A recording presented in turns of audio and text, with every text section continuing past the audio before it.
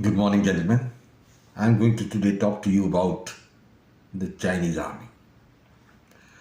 There's one of my colleagues, who run the channel, and he has been putting forward so many videos in which he has concluded that the Chinese army will almost have a walk over India. I mean, how he has reached this conclusion beats my imagination, but he bases his assumption on the fact that the Chinese have superior electronics, communication facilities, and artificial intelligence, and that alone is going to help them win the war. And his opinion is the Indian army is having an outmoded thought. Well, it's easier said than done.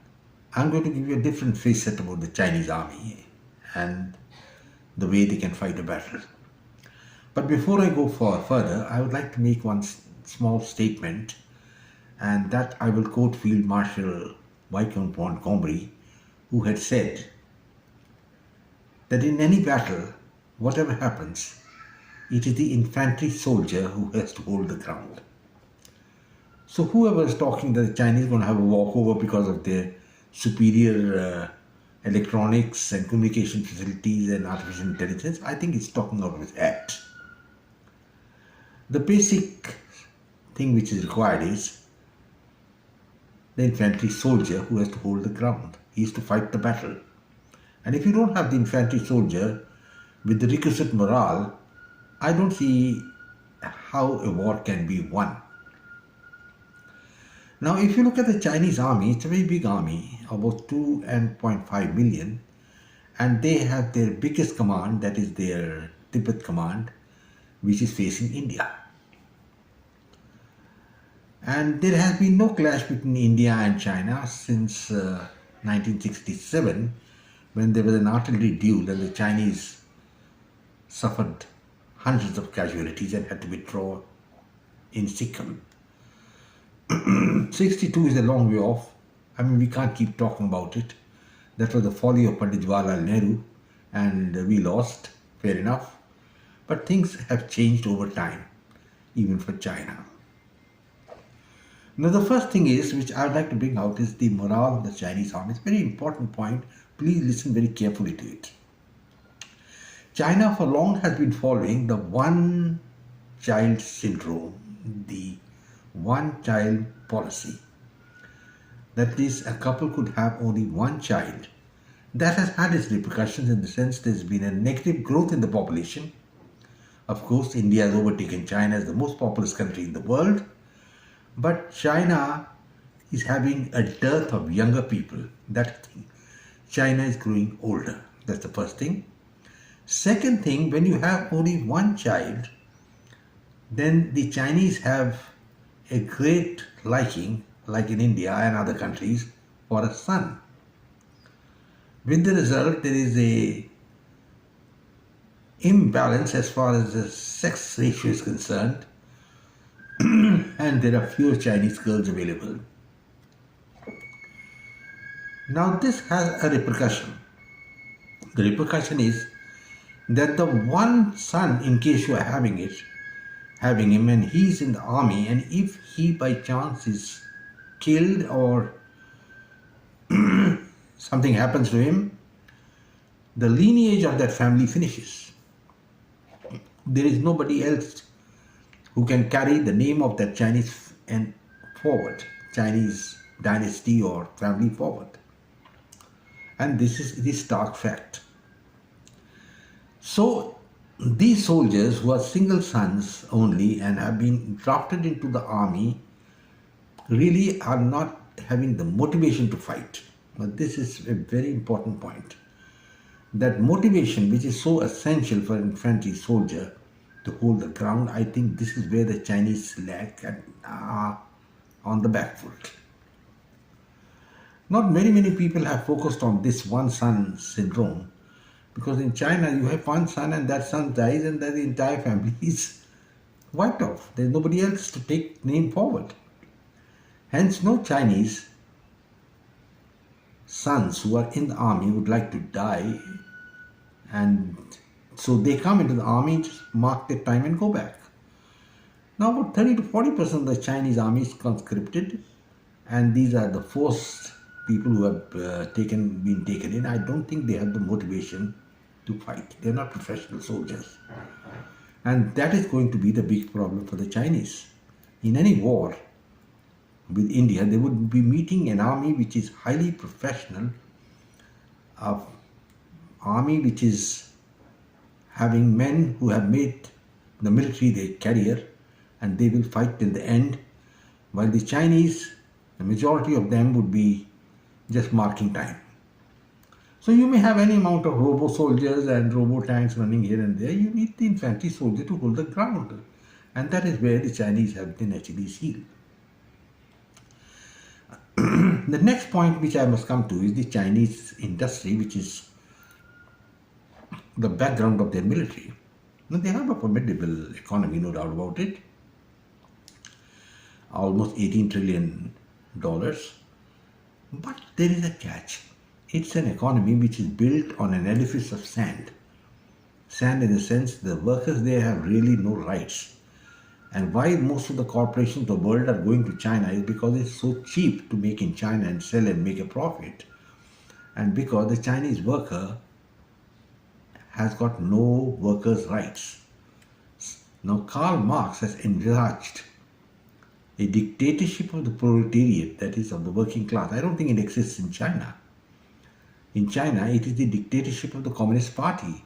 And the net result of what is happening there now is that industrial growth has slackened. Some of the biggest housing companies have tanked. And China has put in a lot of money in the Belt and Road scheme. I think that's floundering. More so in the people they have chosen to be partner with them, like Pakistan. Pakistan itself is going to find it very difficult to survive. It doesn't have the money to pay back its debts. And whatever Chinese investments have been made in Pakistan are going to become negative very shortly. So, gentlemen, the point which I am coming down to again is that the Chinese investments are going to affect the economy. The economy, in turn, is a representation to the army, and the army also has a morale problem, and it is not battle worthy. The only time the Chinese really fought a war, I think, was in 79, and that's a good part of 44 years back when they fought against Vietnam. And they didn't cover themselves with glory at that time. And there's no reason to think that they are going to have greater glory if it comes now. That is the reason the Chinese have not fought a single war for the last 44 years. Perhaps the general staff realizes that it's not conducive and not in the interest of China to fight. So, gentlemen, we must think of the Chinese army not as something which is like an ogre that can't be fought. It's an army which is basically having a lot of weak spots. Then we have the supply lines if the China-India war takes place. The Chinese supply lines through Tibet are very long. And whatever aircraft they have in Tibet, their performance becomes 30% less than normal if they were operating from the planes. That is why people say that in the 62 war, if the Indians had used the Air Force, the Chinese attack could have been blunted, because China didn't have an Air Force worth the name to operate from Tibet. But the weakness of Pandit Nehru, lack of vision, that allowed the Chinese to gain an easy victory. Had there been a man of greater mettle like say Subhash Bose or something, the Chinese would have retreated in the face of a determined defense and airstrikes. China force has advanced digitally a lot. There's no doubt about it. Their communications are of the highest level, and they have gone in for artificial intelligence, robotic warfare. All that's fine. I mean, I will give them credit for it, but they alone are not going to win a war. You may have 1,000 drones and you keep sending them across. Whenever drones alone are not going to win the war, you will need the infantry soldier again to have a follow-up, and there is the problem. So, gentlemen, let's not paint the Chinese as some very great formidable force. They are a good army, they are very large, they are modern, everything. But I do not think they have the, what is called, that spunk which the Japanese had when they overran the whole of Southeast Asia. And that spark, I don't think that is there in the Chinese army. This is my opinion, and I have already given you my reasons. They have a morale problem, they have a logistic problem, and then they have a political problem in the sense that they are going to operate from Tibet, which is a very, very restricted province. I mean, there's a lot of talk. Some people have gone, they said there's a lot of progress in Tibet. There's a train coming right from China to Lhasa and all that. Fine, that's good. But that doesn't mean that the Chinese army can operate at those altitudes. The Indian army has been operating in those altitudes and fighting wars, I think, ever since 1947.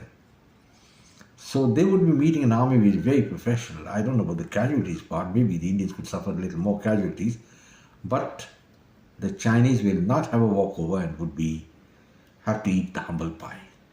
And perhaps China knows it, and that is why it is not going to go into a battle with India. Gentlemen, this is only a hypothetical video, but I have spelled out the weakness of the Chinese army. And I think I'll close now, say goodbye. Thank you very much for listening to me. And I will also request you to subscribe to my channel, share it with your friends, and come back more. God bless, take care, and wait for my next video. Thank you.